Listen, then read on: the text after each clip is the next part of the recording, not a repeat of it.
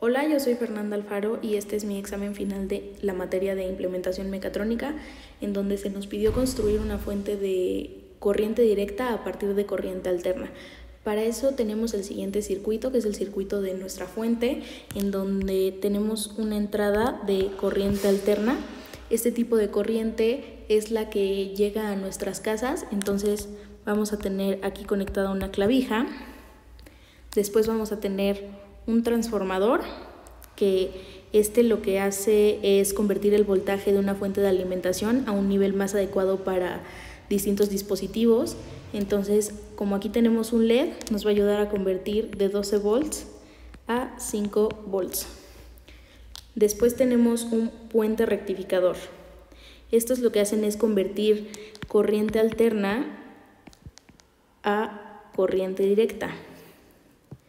Entonces este fue construido con 4 diodos colocados de la siguiente manera para que fluya de esta forma y logre salir. Lo siguiente que tenemos son 2 capacitores que nos van a ayudar a almacenar y después liberar la energía. Entonces, por ejemplo, aquí lo que pasaba con nuestro circuito está conectado a la corriente, se carga. Aquí se almacena la energía, se encendía el LED y después de desconectar nuestro circuito, el LED permanecía encendido durante unos segundos porque seguía teniendo energía y ya se iba apagando poco a poco. Después tenemos otro capacitor y una resistencia conectados a nuestro LED verde, que es el que nos va a mostrar que sí está funcionando nuestro circuito. Y por último tenemos nuestra salida de 5 volts y corriente directa. Entonces, un resumen rápido es: entra aquí corriente alterna, aquí se transforman de 12 volts a 5 volts. Después aquí pasa de corriente alterna a corriente directa, se almacena la energía, le envía el LED, tiene una salida de 5 volts y corriente directa. Eso es básicamente lo que pasa dentro de nuestro circuito.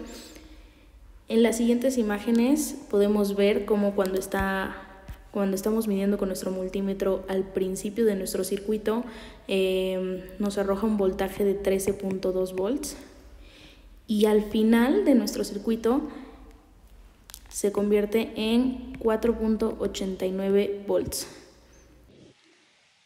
Aquí en el osciloscopio tenemos la salida de nuestra corriente, que se ve básicamente como una línea recta porque ya es corriente directa.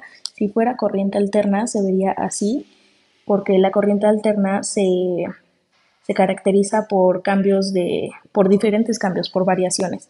Entonces, primero va así la corriente alterna, después cuando la empezamos a cambiar empieza a dar saltitos porque se pierde esta parte negativa de nuestras curvas, esta parte de aquí, para finalmente irse regulando hasta que llega a ser lo más recta posible, y así es como obtenemos nuestra corriente directa. También explicado de una manera más fácil, como les mencionaba de este lado, corriente alterna es la que llega a nuestras casas, es un poco más utilizada en electrodomésticos, mientras que corriente directa se utiliza para componentes más pequeños de electrónica, como sería nuestro LED. Entonces, básicamente, por ejemplo, aquí es donde es útil convertir nuestra corriente alterna a corriente directa. Bueno, así más bien.